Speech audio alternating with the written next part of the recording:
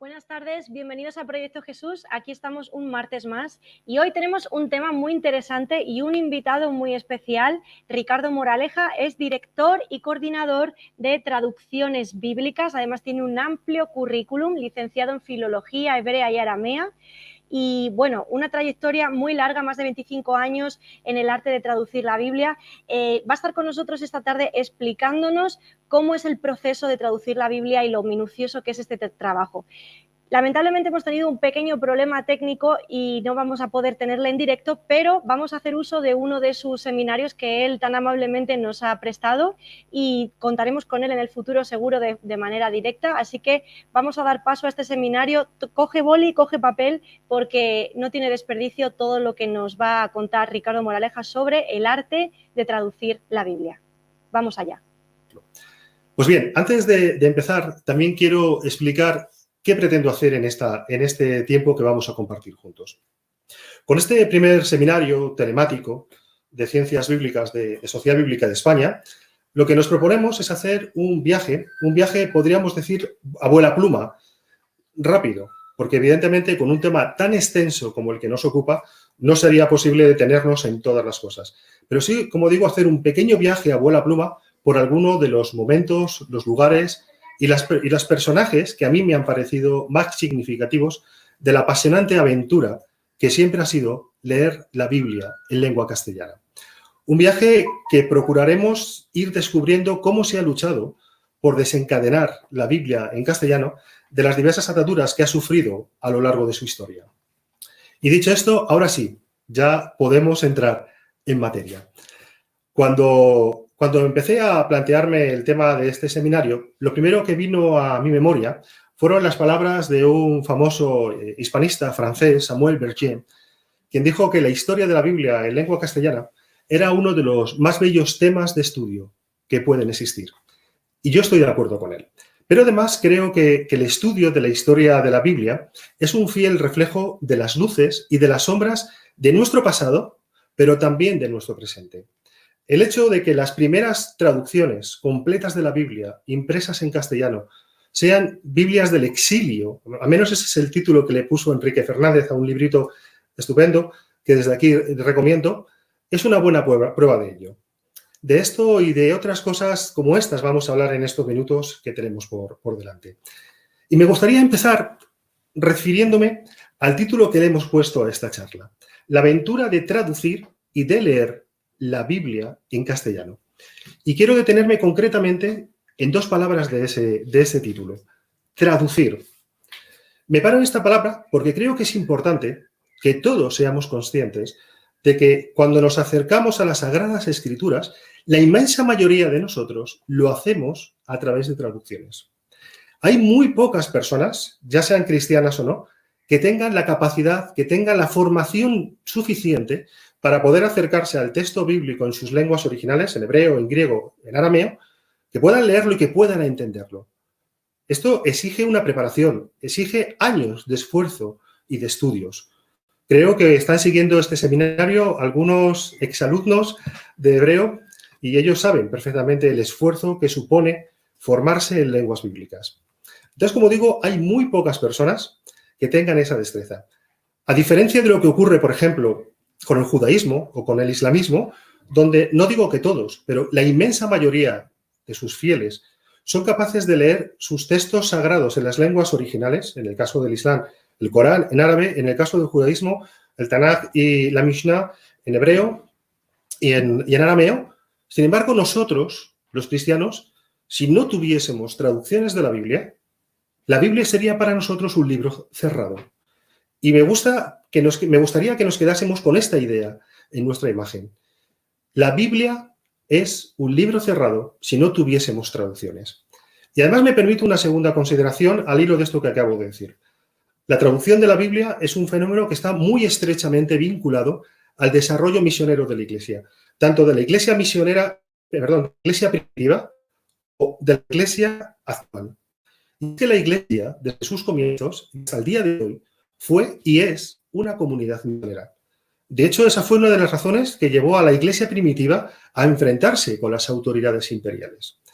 Si no, pensemos lo que nos dice el libro de Hechos, en su capítulo 2, el tiempo de Pentecostés, nos dice que pasado este momento, los apóstoles, primero, después el apóstol Pablo y otros seguidores del camino, que es la forma como ahí se nombra a los cristianos, se toman en serio las palabras de su maestro y se lanzan por los caminos del imperio y más allá, y a veces a riesgo de su propia integridad física, para cumplir con la gran comisión, llevar el evangelio a Jerusalén, Judea, Samaria y hasta el último rincón de la tierra. Y en esta expansión del evangelio es donde debemos situar las primeras traducciones orales, sino de la Biblia, porque evidentemente todavía no podemos pensar en este momento en Biblia como nosotros la concebimos, pero sí de las enseñanzas de Jesús, de sus dichos, frases, parábolas, que se habían pronunciado inicialmente en arameo, en hebreo, y que ahora son traducidas al griego y al latín. En su avance evangelístico y misionero, repito, la gran comisión, aquellos cristianos rompieron muchas barreras, no solo barreras geográficas, no solo salieron de su pequeño reducto de Palestina, sino que también rompieron barreras lingüísticas y llevaron su fe cristiana hasta territorios donde hablaban otras lenguas y crearon comunidades que necesitaron disponer de los escritos cristianos, ya fuesen cartas apostólicas, ya fuesen cartas pastorales, textos del Antiguo, lo que nosotros llamamos Antiguo Testamento, pasajes de los Evangelios, y traducir todo esto a sus lenguas, al griego, al latín, al siriaco, al copto, al gótico, al armenio, y así una larga lista de lenguas. Por eso he querido enfatizar la palabra traducir, que aparece en el título, porque debemos darnos cuenta de lo importantes que son las traducciones bíblicas. Hablamos mucho de Biblia, hablamos mucho de las enseñanzas que extraemos de la Biblia, pero por favor recordemos que cada vez que la leemos, lo hacemos desde una traducción. Es decir, desde el resultado del esfuerzo de un traductor, bueno, hoy en día hablaríamos bien de un equipo de traductores, con sus aciertos y también con sus limitaciones y con sus fracasos. Y ahora vamos a la segunda palabra que quiero remarcar del título, leer. Leer es algo que está inevitablemente unido a la cultura humana. Y desde luego, no es una actividad inofensiva. La lectura produce efectos positivos en los lectores, pero que es considerado nociva por aquellos que quieren imponer su poder y su control, el control de las vidas y las creencias de los demás. Y de esto vamos a hablar hoy bastante en este seminario. Leer fue siempre una aventura y afortunadamente hoy sigue siendo una lectura. Si no, recordemos que el personaje más importante creado por nuestras letras, es decir, la lengua en la que ahora mismo nos estamos comunicando, Don Quijote de la Mancha, no es otra cosa que el resultado de la lectura. La lectura de novelas de caballería convierte a Alonso Quijano en Don Quijote de la Mancha. Y su locura por la lectura es lo que le hace enloquecer. Pero supongo que estamos de acuerdo con que leer es más de las veces una aventura apasionante. Y leer la Biblia, el libro por excelencia de nuestra cultura occidental, es una de las aventuras más apasionantes que ha habido. Pero, desgraciadamente, esta aventura ha tenido muchas desventuras. Y de esto también hoy tenemos que hablar. Porque la aventura de leer la Biblia en España y también en Latinoamérica es sin duda otra forma de contar nuestra común historia. Y como siempre que se trata de historia, es otra forma de intentar comprendernos mejor con la esperanza de hacer que nuestra convivencia sea cada vez más libre, más tolerante, más comprensiva. Valores absolutamente necesarios. Valores que si hoy no se han logrado, imaginaos en el siglo XVI, momento en el que ve la luz la primera traducción, pongámosla bien, la primera traducción completa de la Biblia al castellano desde las lenguas originales y realizada por un traductor cristiano. Porque esto es nada menos y nada más que lo que tengo ahora mismo en mis manos, la Biblia del Oso, el trabajo de Casiodoro de Reina, una Biblia que tiene 451 años de historia. Y llegado a este punto, creo que conviene que nos hagamos una pregunta. Yo al menos me la he dicho. ¿Qué significaba leer en los tiempos bíblicos? O mejor dicho, ¿cómo se leía en los tiempos bíblicos? La pregunta es importante, repito, para el tema que nos ocupa.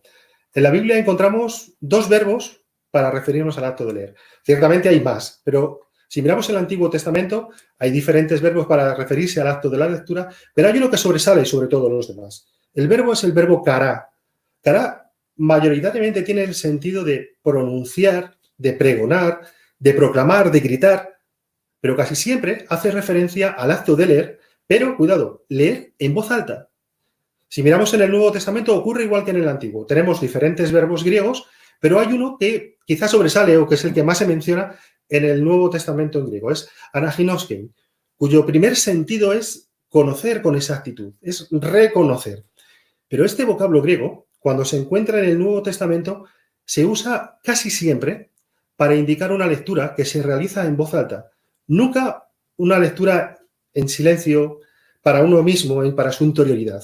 Por tanto, el verbo kará, como el griego anaginoskei, hacen referencia a la lectura o a la recitación pública, en voz alta.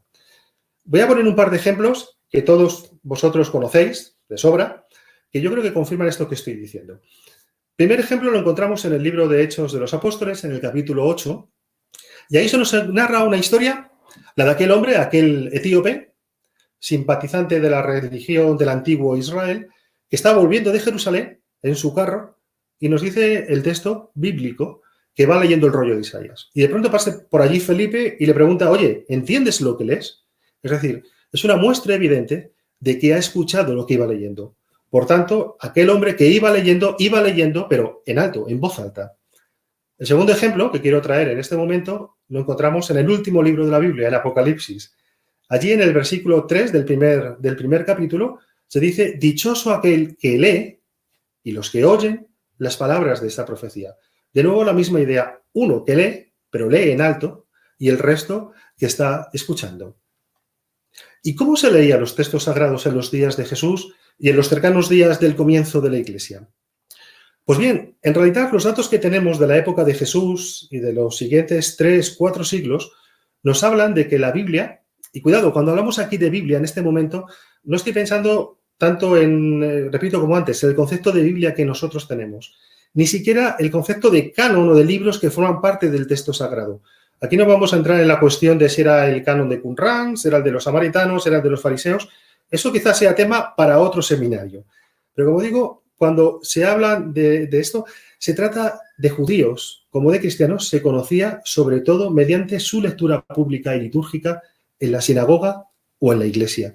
No se leía a solas y en voz baja, como hacemos nosotros, sino que se leía en voz alta y muchas veces recurriendo a la memoria.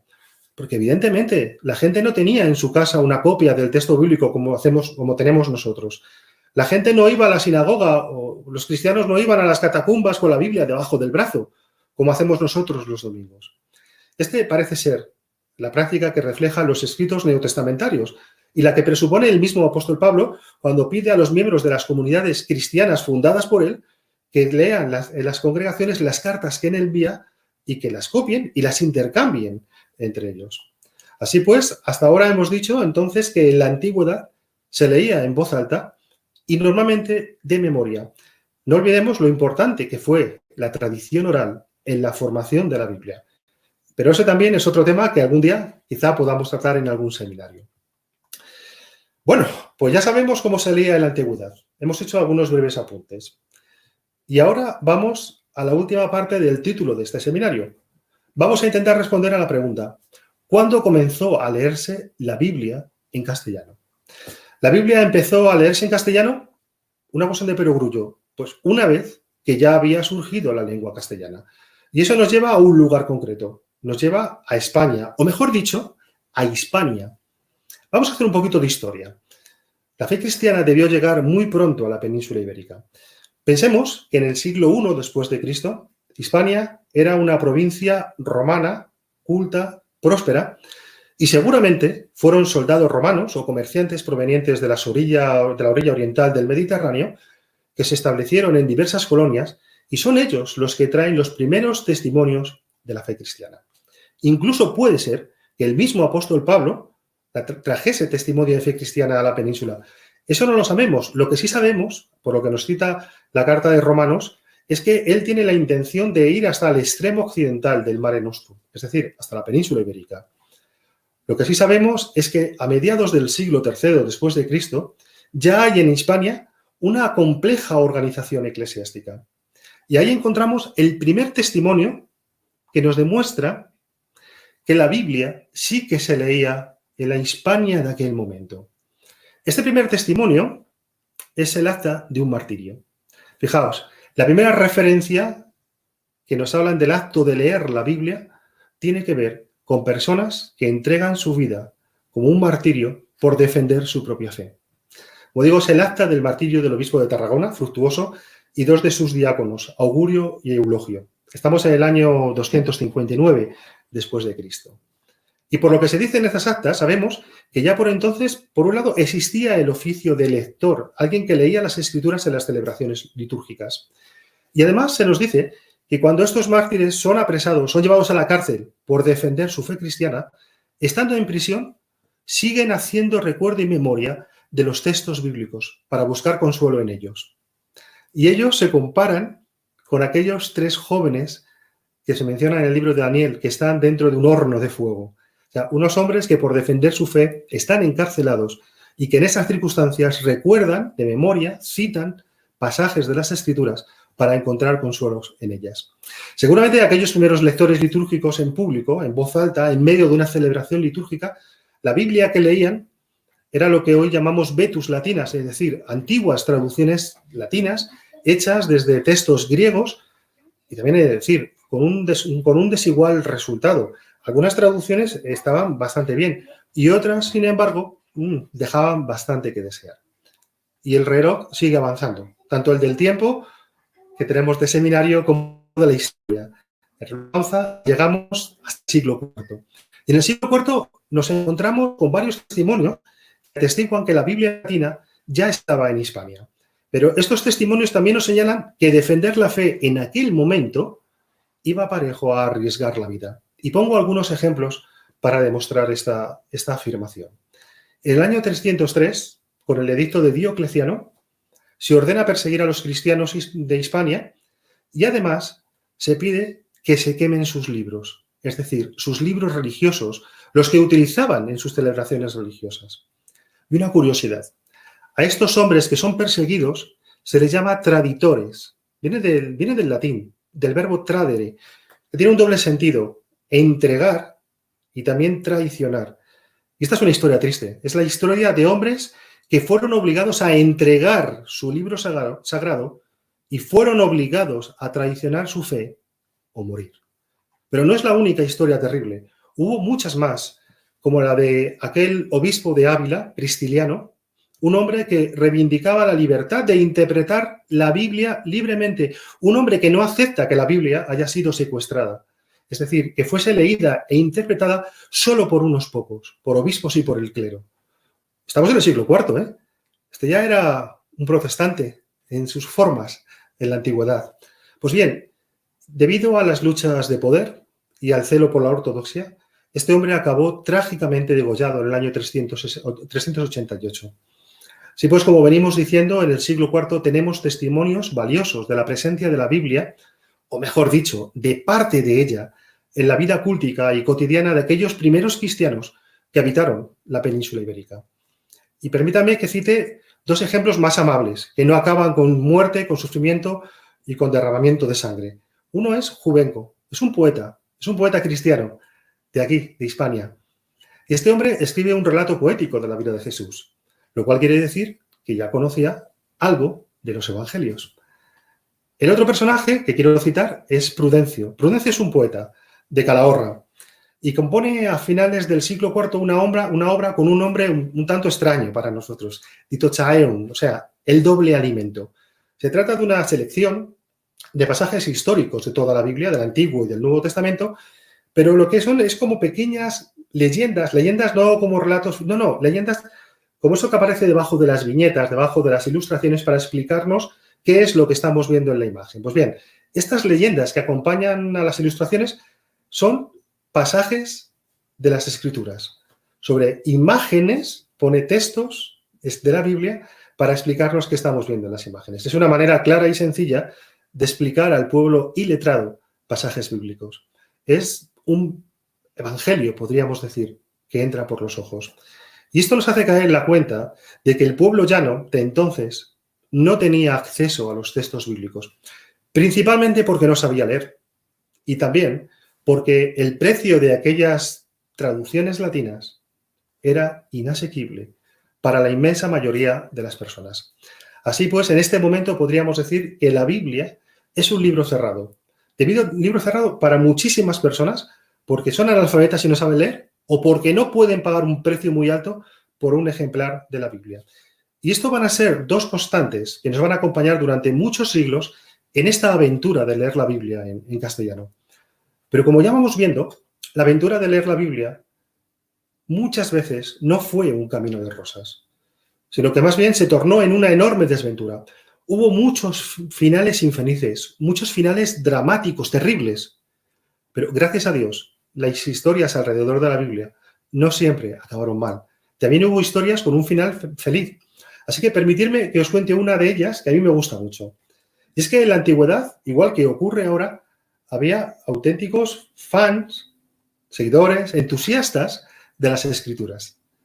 Hombres que hicieron un enorme esfuerzo, no por traducir las Escrituras, pero sí por conseguir ejemplares de las Escrituras.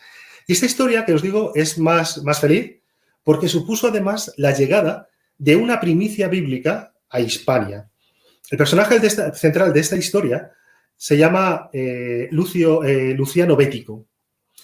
Luciano Bético era un rico mecenas andaluz, es decir, de aquí, del sur de España, y era lo que diríamos un auténtico entusiasta de la Biblia.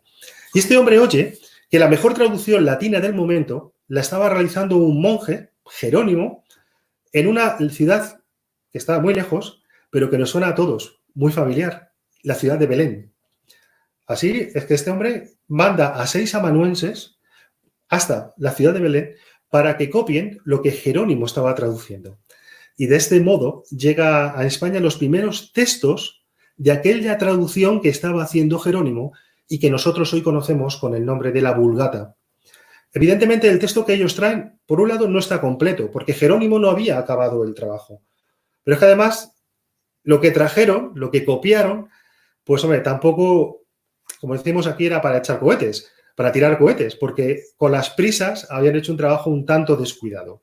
Pero bueno, no deja de ser el primer vestigio de la Vulgata que llega a tierras de Hispania. Pero fijaos, de nuevo nos encontramos con un texto bíblico que llega a estas tierras, pero al que no todos tienen acceso. Porque ¿quién podría permitirse enviar a 6 amanuenses a Belén para hacer una copia? No todos tenían los medios económicos de Luciano Bético. Y además, la gran mayoría de los cristianos no sabían leer. Así que en el siglo IV, los pocos que pueden leer la Biblia son personas cultas que pertenecen a lo que hoy llamaríamos clase más que acomodada, y los demás no leían la Biblia. O mejor dicho, no podían leerla al modo como nosotros entendemos la lectura. Su leer, su conocer las Escrituras, era más bien un oír las Escrituras. Porque ellos oían las Escrituras en las misas, cuando era leída la palabra de Dios en voz alta y luego se comentaba y se explicaba de forma sesgada, muchas veces en las homilías. En este momento la Biblia que llega a los hombres y a las mujeres de Hispania lo hace, como estoy diciendo, fundamentalmente a través de la voz. Aquí sí que se cumple aquello que decía el apóstol Pablo, la fe viene por el oír. Aquella gente conocía algo de las Escrituras porque entraba por sus oídos. Y seguimos avanzando en nuestra historia y de pronto la Biblia se cuela en la enseñanza. Ahora que está el debate abierto sobre la enseñanza religiosa, pues bien, la Biblia en el siglo VI, VII, sabemos que se cuela en la enseñanza, en los colegios. En el siglo VI ocurrió algo interesante. Aún no habían llegado los musulmanes a la península ibérica y por estas tierras andaban los visigodos. Y de ese periodo, hace unos pocos años se descubrieron unas tablillas visigodas encontradas en varios pueblos de Salamanca y de Ávila y gracias a ellas hoy sabemos que la Biblia ya formaba parte del ámbito escolar. ¿Cómo lo sabemos?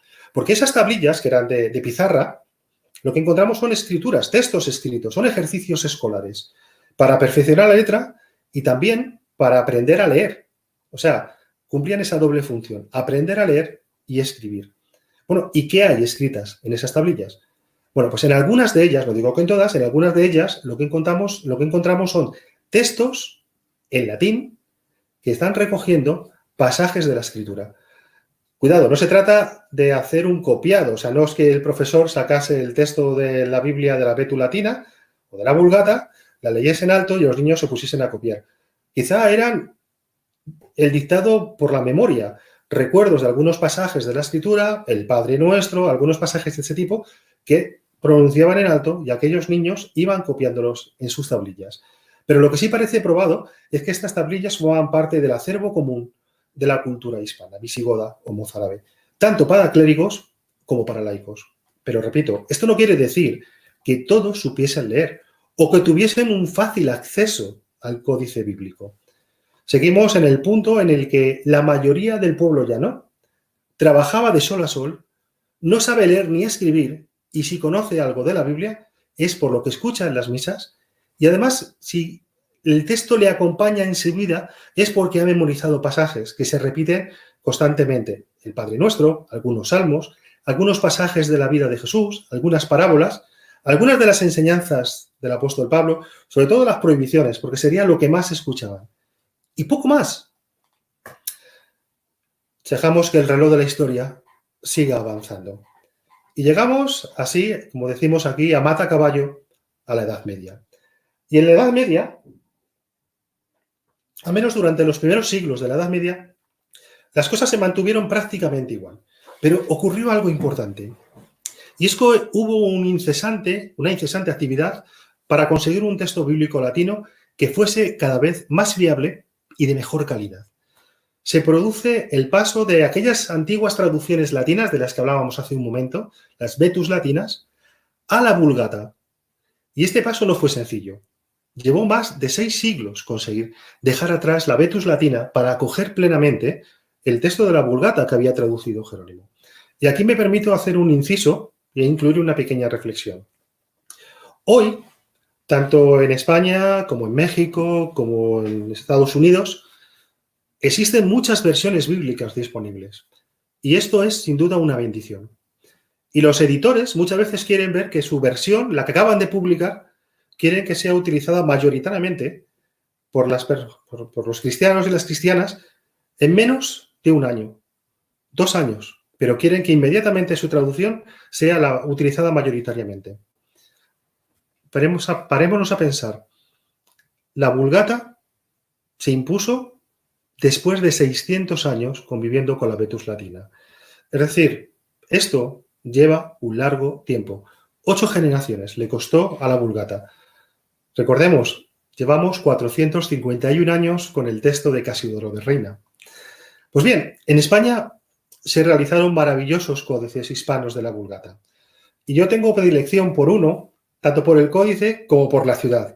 Es el Legionense II. Es el códice de en torno al año 1000, que se encuentra en la Colegiata de San Isidoro, en la ciudad castellana de León.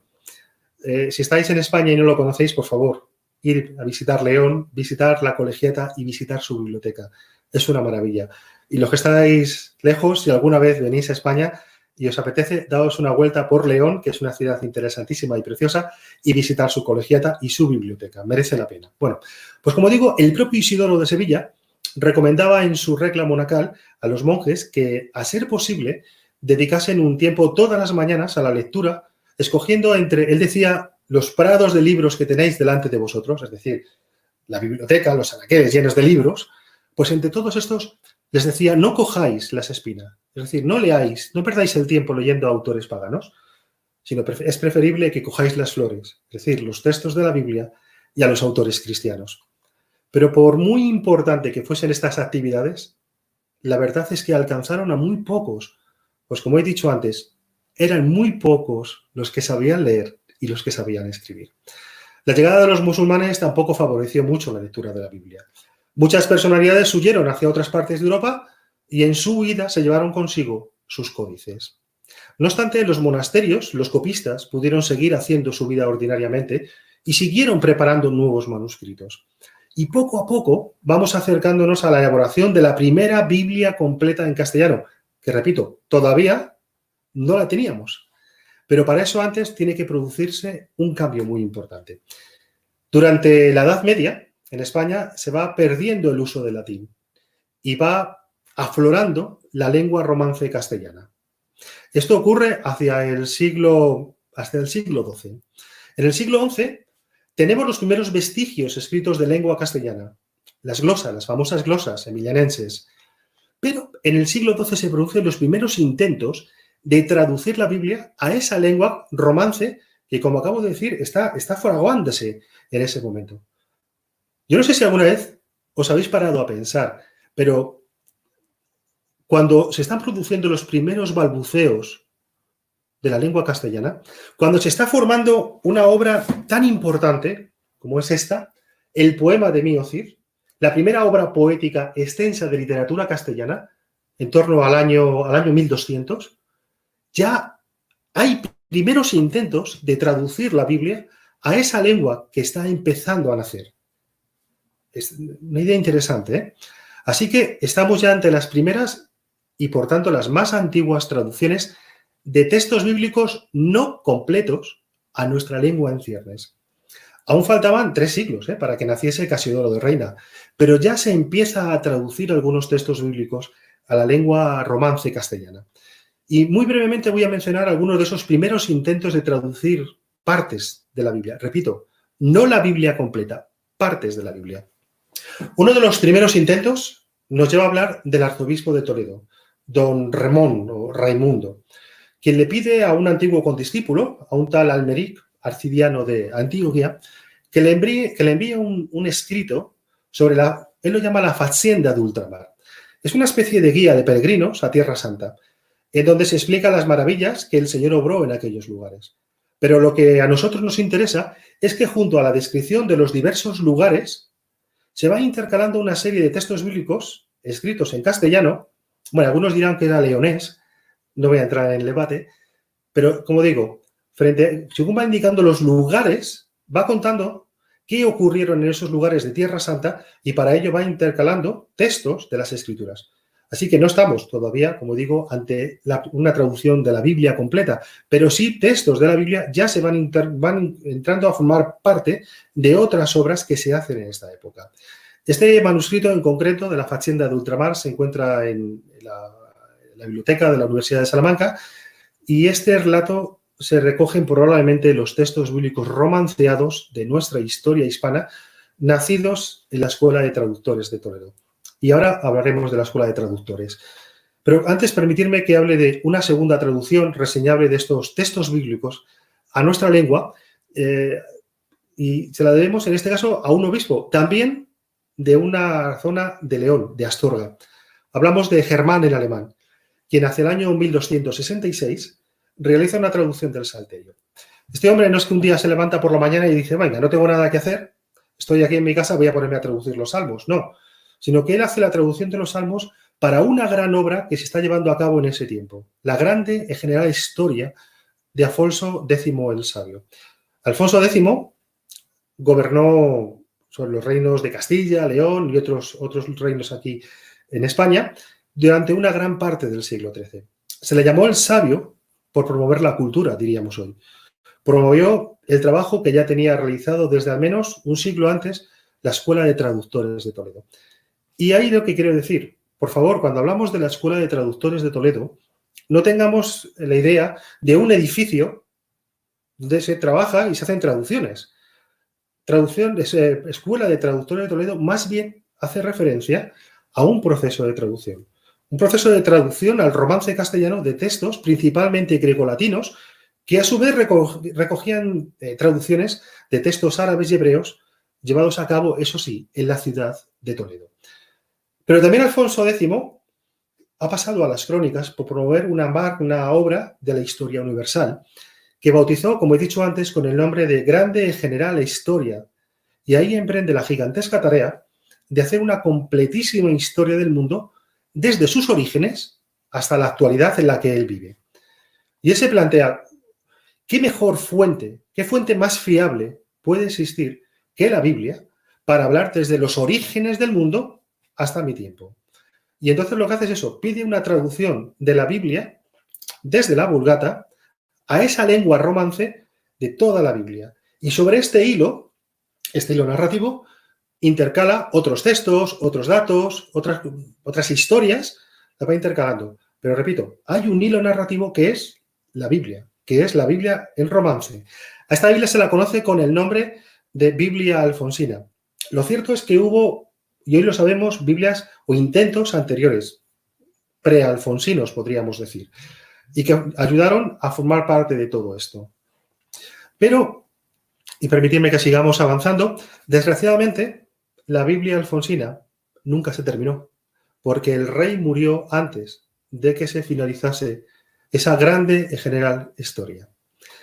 Durante los siglos XIII, siglo XV, Colón todavía no ha llegado a las Indias, nace toda una serie de Biblias romanceadas, unas Biblias admirables, traducidas tanto del latín como del hebreo, y son judíos o judío-conversos los que van a participar de forma muy activa en el trabajo de traducción. Por el tiempo que tenemos no puedo hablar de todas ellas, pero solamente voy a citar casi solamente el nombre 3 de estas Biblias. La Biblia de Guzmán, quizá la conozcáis con otro nombre, la Biblia de Alba. Fue mandada porque, Biblia de Alba porque está actualmente en manos de esta familia noble. Luis de Guzmán, que es quien mandó hacerla, el gran maestre de la Orden de Calatrava, encargó a un rabino, a Moshe Arragel de Guadalajara, que hiciese una traducción del texto sagrado bíblico del judaísmo, es decir, lo que nosotros llamamos Antiguo Testamento. La segunda Biblia que quiero citar es la de Ferrara. Es una traducción que se hace en 1553, o se publica en 1553, y la llevan a cabo dos judeoconversos, Abraham Uske y John Topatías. Es una traducción ultraliteral. Y la tercera que quiero citar es el Pentateuco de Constantinopla, impreso en 1547. Se trata de una traducción del Pentateuco a la lengua ladina, no es propiamente el castellano, y escrita con caracteres hebreos.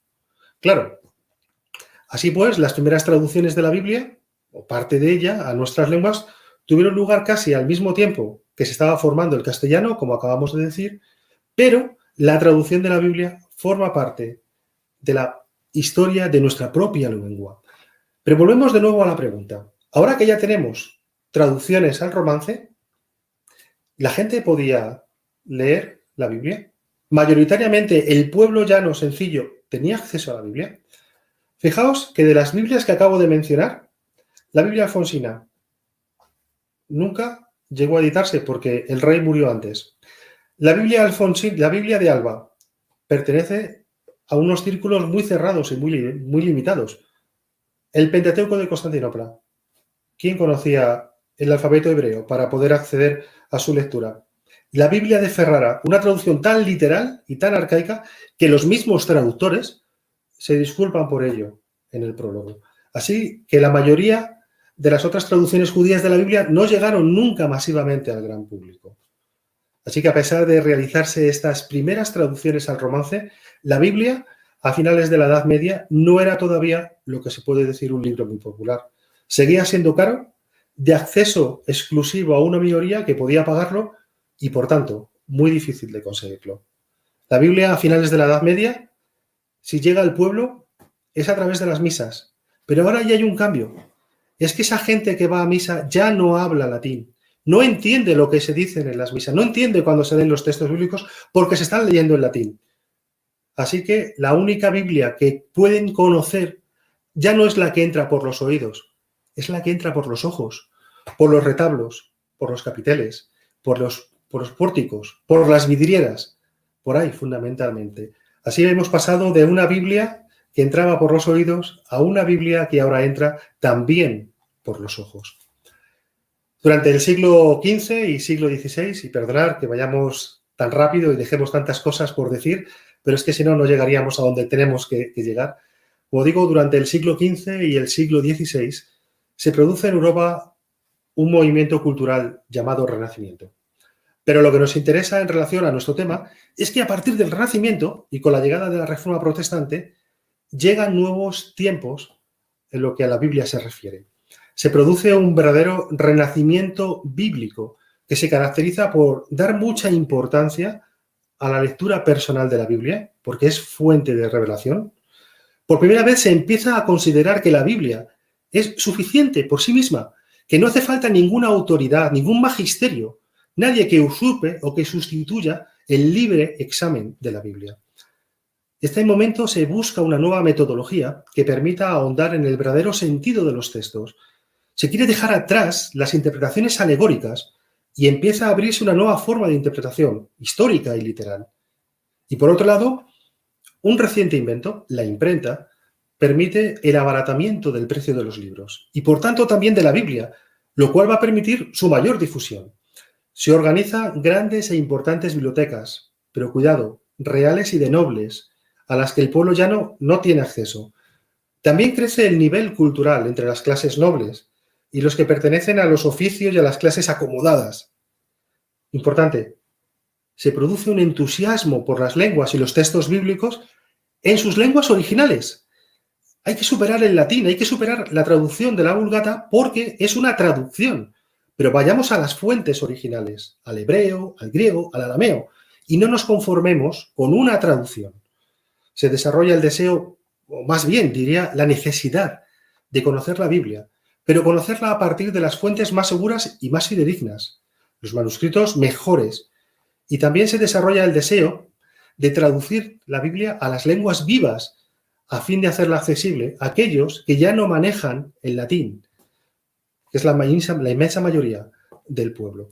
Por fin se empiezan a romper las ligaduras que mantenían encadenada la Biblia. Por primera vez, ahora sí, el pueblo empieza a leer en voz baja, porque la imprenta hace posible que la gente pueda adquirir libros porque el precio es más bajo. Y además, durante el siglo XVI, no solo se produce un auge del libro, sino que también se produce un impulso notable de la lectura gracias al progresivo aumento de la alfabetización. Y tanto una cosa como la otra, ahí la Reforma Protestante jugó un papel importantísimo. La Reforma promueve la alfabetización. ¿Por qué? Porque lo que quiere es que la gente tenga acceso a la Biblia. De ahí también su interés por traducirla, por leerla y por difundirla. Se reconoce que la Biblia es quien enseña la norma de fe y de vida. Y por tanto, todos deben leerla y todos deben conocerla. El pueblo empieza ahora a leer en voz baja y lo hace con las traducciones populares al castellano de partes de la Biblia. Y atención, no digo la Biblia al completo, de partes de la Biblia. Son intentos parciales, especialmente de los evangelios o del Salterio, porque son los textos litúrgicos más leídos, pero no nos equivoquemos. La Biblia completa todavía no estaba en lengua castellana. La mayor parte de los que leían en aquella época, leían algo de la Biblia, no lo hacían directamente, sino a través de libros de devoción y de piedad. Es decir, no se leía el Evangelio directamente, sino que se hacía a través de pequeñas obritas, por ejemplo, como el Vita Christi de Rudolfo de Sajonia, que no era más que una adaptación de los Evangelios o de algunos pasajes del Antiguo Testamento, uniéndolos con leyendas e historias de santos cristianos y de relatos incluso de evangelios apócrifos. Pero no era la Biblia todavía. Pero la felicidad del lector de estos retazos bíblicos duró muy poco en las Españas, que decía Felipe II. En el año 1545 tiene lugar el Concilio de Trento. Un concilio que duró 18 años. Años en los que la Iglesia Católica, hablo de Iglesia Católica porque ya hay una Iglesia protestante, entonces años en los que la Iglesia Católica tiene que hacer frente a muchos conflictos, entre ellos el problema de la Biblia y sus traducciones. Y algunos de los padres conciliares llegaron a la conclusión de que la lectura de la Biblia en lengua vulgar era más perjudicial que útil. Decían que el pueblo, que las personas sencillas, los ignorantes, las mujercillas, los clérigos con poca formación, estos no podían leer las Escrituras porque en lugar de encontrar bien, van a encontrar mal. Esto es una expresión que emplean algunos de los padres conciliares del Concilio de Trento. Y aunque no llegó a formularse una declaración tajante en contra de la traducción y la difusión de la Biblia en lenguas vulgares, este silencio sirvió para que en las Españas se blindase la Vulgata, convirtiéndolo en el texto perfecto y la única Biblia legítima y oficial de la Iglesia Católica. No solamente esto, sino que se prohibió también toda traducción de la Biblia al castellano. Así que nuestras católicas majestades de las Españas fueron más papistas que el Papa. El Índice de Valdés de 1559 endureció aún mucho más las prohibiciones de Trento, se requisan las Biblias, se requisan los sermones, las cartas, los tratados, oraciones y cualquier escrito que contuviese algún texto bíblico. Ni siquiera los libros de piedad con citas de la Biblia en lengua búlgar son permitidos. Empiezan las prohibiciones, las persecuciones, la quema de libros, encarcelamientos, autos de fe y las hogueras. Y de nuevo se trunca la posibilidad de que la Biblia esté presente en medio de la gente, en medio de la cultura, en medio de la Iglesia. Pero, a pesar de la prohibición y del consiguiente peligro de muerte, sí hubo algunos cristianos protestantes que no se sometieron a las prohibiciones inquisitoriales y que tradujeron la Biblia en parte o completamente al castellano. Y cito solamente sus nombres: Juan de Valdés, que hizo una magnífica traducción de los Salmos y del Evangelio de Mateo; Francisco de Encinas, que hizo un trabajo maravilloso, una estupenda traducción del Nuevo Testamento, pero fue publicado en Amberes. En España no pudo hacerlo. Juan Pérez de Pineda, que hace una traducción del Nuevo Testamento y de los Salmos. Pero sin duda la gran obra de la Reforma Protestante española fue esta que os enseñé antes, la Biblia del Oso. Esta es la gran obra, publicada en Basilea en 1569. Y esta sí que es la primera traducción completa de la Biblia al castellano, realizada desde las lenguas originales, no desde la Vulgata, y realizada por un cristiano, no por un judío o por un judío converso, realizada por Casiodoro de Reina, que, por cierto, este año cumpliría 500 años. Estamos en el quinto centenario de su nacimiento. Esta es una traducción que se realizó apenas habían pasado 52 años desde que Lutero colgó las 95 tesis en la puerta de la abadía de Wittenberg. 52 años solamente. Es una traducción que nació con el claro objeto de ofrecer la palabra de Dios directamente a las personas de habla castellana, sin intermediarios, sin explicaciones, sin que nadie te aclarase el sentido o te dijese cómo había que entenderlo. Una traducción que ha ocupado, y hasta el día de hoy sigue ocupando, un lugar indiscutible en muchos aspectos de la vida protestante, tanto de aquí como de América Latina, desde que llegó en el siglo XIX. Y pensemos que con aquella traducción de Casiodoro de Reina se dio paso a una nueva forma de leer la Biblia, en forma personal, una manera nueva de entrar en contacto con Dios por medio de la Biblia, sin intervención de ninguna institución eclesial. Así tendría que haber sido. Así ocurrió en otros países donde triunfó la Reforma, pero no, desgraciadamente, en el Reino Católico de las Españas. Y ya vamos acabando. Como reconocía recientemente el académico Antonio Muñoz Molina, la Biblia del Oso no pudo, desgraciadamente, contribuir a la afirmación del castellano como lengua, porque es que nacía en unas circunstancias tales que se la consideró desde el principio un instrumento anticatólico y, en consecuencia, anti-español. Los siglos XVII y XVIII fueron siglos difíciles para la lectura de la Biblia en castellano en España y en Latinoamérica. La Biblia de los protestantes era perseguida y quemada. Pero, ¿qué pasaba en el ámbito católico mientras tanto? Pues veréis, mis hermanos católicos tenían solo dos caminos para conocer la Biblia: los sermones y las historias sagradas. Como reacción a la Reforma Protestante, cada vez se cita menos la Biblia en el catecismo católico, llegando incluso a ignorarse totalmente. Y esto provocó una ignorancia casi absoluta de la palabra de Dios por parte de los católicos. Pero esto no lo digo yo, esto lo dice José Manuel Sánchez Caro, sacerdote y catedrático de Sagrada Escritura en la Universidad de Salamanca. La Biblia vuelve a ser aquello que no queríamos ninguno, vuelve a ser el libro cerrado, el libro oculto en la gran noche de la intolerancia. Entonces, ¿cuándo empiezan los fieles católicos a leer la Biblia en España, en buen castellano? La primera traducción católica de la Biblia completa al castellano la realiza Felipe Estío de San Miguel en el año 1790. Empieza y le lleva 13 años acabarla. Como mandaba el decreto pontificio, lo hace desde la Vulgata. Y le salen 10 volúmenes de Biblia. 10 volúmenes. Eso no lo puedes llevar debajo del brazo. Y algo peor. El precio de aquellos 10 volúmenes era el sueldo de 3 años de un maestro. Por tanto, aunque ya estaba en castellano, muchos, la mayoría, no podían comprarla. 30 años después, aparece la versión del sacerdote Félix Torres Amat, que llegó a ser obispo de Astorga. ¿Recordáis? Al principio hablábamos de Germán el Alemán, que había sido obispo de Astorga. Pues bueno, Félix Torres Amat también fue obispo de Astorga. Y él hizo también una gran traducción, 9 volúmenes. Pero tanto la edición de Estío como la de Torres Amat cumplieron con su misión de ofrecer una edición completa de la Biblia, la primera en castellano.